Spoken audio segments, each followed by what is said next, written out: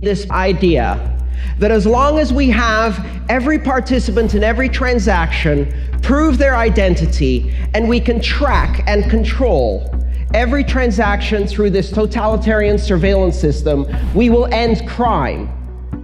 And in order to believe in that false idea of safety through totalitarian control, we condemn billions of people to poverty.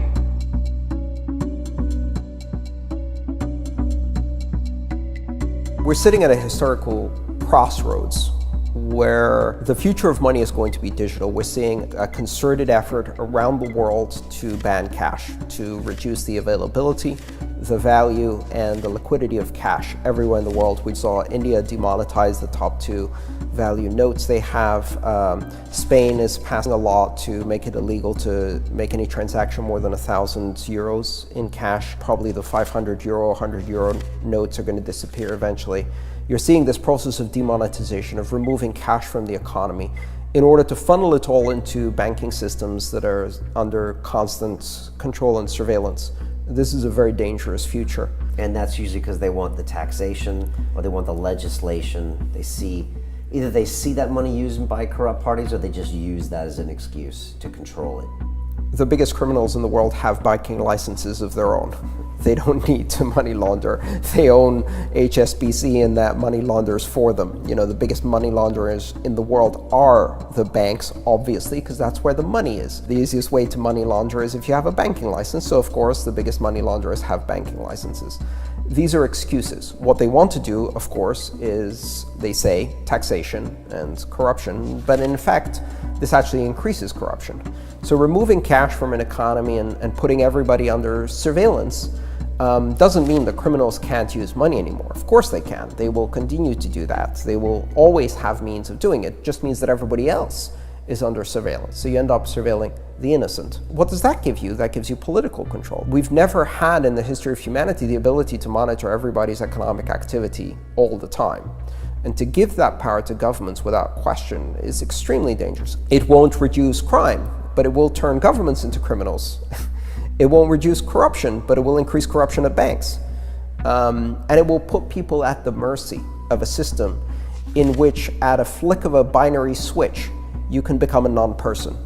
Went to the wrong website, attended the wrong protests, associated with the wrong political party, expressed support for the wrong idea, off. You no longer exist. You can't buy food, you can't buy anything, you can't earn anything, and all of your money disappeared. Because we don't give you a bank account, and since you can't use cash for anything, then you basically are a non-citizen. You are a non-person. And what this will end up doing is it will end up putting the burden, again, on the most powerless in our society, right?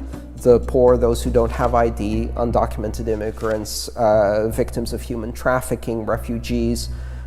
These people are going to be suffering the burden to create this bourgeois illusion of safety and give massive powers to governments that certainly haven't earned the trust to have these kinds of powers. Criminals will have privacy. The question is whether the rest of us will. And so that is the thing. Criminals will use these systems. Criminals will bypass the rules. Criminals will bribe and corrupt officials, and they will bypass the rules. They will deal in gold or Rolexes or cars. In fact, at some point in the height of the crack epidemic, they tried to ban cash in Baltimore in the United States, and criminals switched to using Tide detergent as cash. Fungible, transportable, brand unforgeable, and useful. Just crates of Tide, move it around different right? warehouses. There will always be criminal activity. That's part of society. Changing the way money works only ends up punishing the innocent. And so criminals will always have privacy. Brian, do you want to also have privacy? Or do you want only criminals to have privacy and only governments to have privacy? The real drug financing doesn't happen in cash. It happens in millions of barrels of oil and billions of pallets of dollars transmitted through wire transfers by the banks who get caught again and again and again and again. And they pay a fine that is a fraction, not only of the criminal behavior that they profited from, but of the tens of thousands of deaths they've directly contributed to. And not a single person goes to jail. And at the same time, some people have the audacity to say that we need to end cash in order to stop crime. We have to understand, surveillance never stopped crime. Surveillance is the license given to the people who are on the top of that to control our lives. They will commit crimes. They will commit the worst of crimes, what I call mega crimes. Mega is the prefix we use for millions. A mega crime is one where, for example, you foreclose on 1 million homeowners and don't go to jail. That's a mega crime. We're doing surveillance and analytics to catch a petty drug dealer who's selling pot for Bitcoin. Who's doing surveillance and analytics on Lockheed Martin? Who's doing surveillance and analytics on the money laundering banks? Nobody. Do you know why? None of them ever go to jail. The regulators are completely captured, and the very system of controlling finance from above by having levers of power over the lives of millions of people, billions of people, of having the audacity to cut off entire countries and say, well, they're under sanctions. They're not privileged enough, they're not people enough to gain financial services. Guess who that attracts? If you build levers of power like that, the very worst sociopaths in our society are attracted like flies to shit to grab hold of those levers of power and destroy all of your freedoms as quickly as they can. We are building societies in which one bad election is the last election. And if you don't believe me, look at what's happened in Turkey, what's happened in Russia, what's happened in Venezuela, what happens every day to billions of people around the world. Let me end on a positive note, because you're probably a bit freaked out by all of this. You should be. This is serious stuff. Open, borderless, public, transparent, neutral, censorship-resistant, strictly private cryptocurrencies exist. They will not be regulated. They cannot be regulated, not by committees, because they're regulated by mathematics. They're regulated by algorithms. They provide certainty of transaction. They provide programmable customer protection.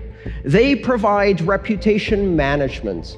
They provide access without identity. They give billions of people, eventually, not just a bank account in their pocket, but a bank in their pocket. They democratize the function of banking and turn it into an app that everyone can access without vetting, because they've already pre-vetted. They have agreed to download the software that follows the rules of consensus, and that is the only vetting required in these systems. But we shouldn't allow that. We did. But we can't have people make anonymous transactions. They will. But we must regulate this. You can't, and you won't, because 6 billion people need this. Should we regulate crypto? How much should we regulate crypto? Who should regulate crypto? Fuck that. Crypto is about providing universal basic finance to whoever needs it, everywhere in the world, whether we like it or not. And what will people do with universal basic finance? What they've done for millennia with access to cash. They will build a future for their children.